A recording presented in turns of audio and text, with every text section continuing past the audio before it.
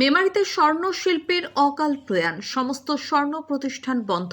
মেমারি স্বর্ণ ব্যবসায়ী সমিতির সদস্য প্রয়াত স্বর্ণশিল্পী দীপক মাহাদিকের প্রতি শ্রদ্ধা নিবেদনে মেমারি সোনাপট্টিতে স্মরণ সভার আয়োজন করা হয় সংগঠনের পক্ষ থেকে।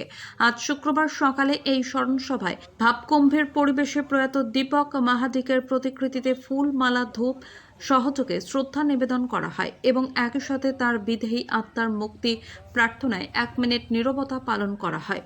সংগঠনের পক্ষ থেকে তার পরিবারবর্গের প্রতি সমবেদনা জানানো হয় এবং প্রয়োজনে পরিবারের পাশে সাধ্যমতো সহযোগিতার হাত বাড়িয়ে দেওয়া হবে বলে জানানো হয়।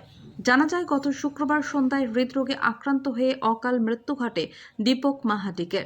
মৃত ব্যক্তির বয়স আনুমানিক 30 বছর। তার বাড়ি মহারাষ্ট্রে। বিগত 10 বছর ধরে মেমারির সোনাপট্টিতে সোনার কাজ করতেন।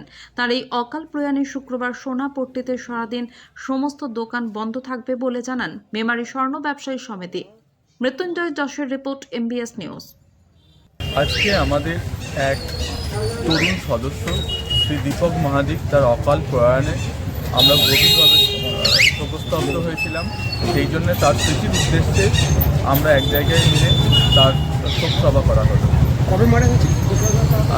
গত শুক্রবার তিনি মারা গেছেন। কি অসুস্থ নাকি?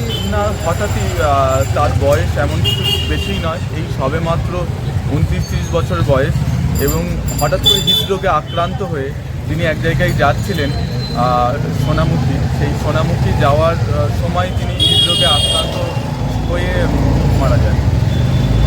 তার স্মরণে কি আজকে? তার স্মরণেই আজকে শোকসভা সোনামুখী এবং তার স্মৃতির উদ্দেশ্যে আজকে পুরো মেমারি সোনার যত দোকান আছে সব দোকান বন্ধ থাকবে। আপনার নামও? বৃন্দাবন পাল, সভাপতি, মেমারি স্বর্ণশিল্পী।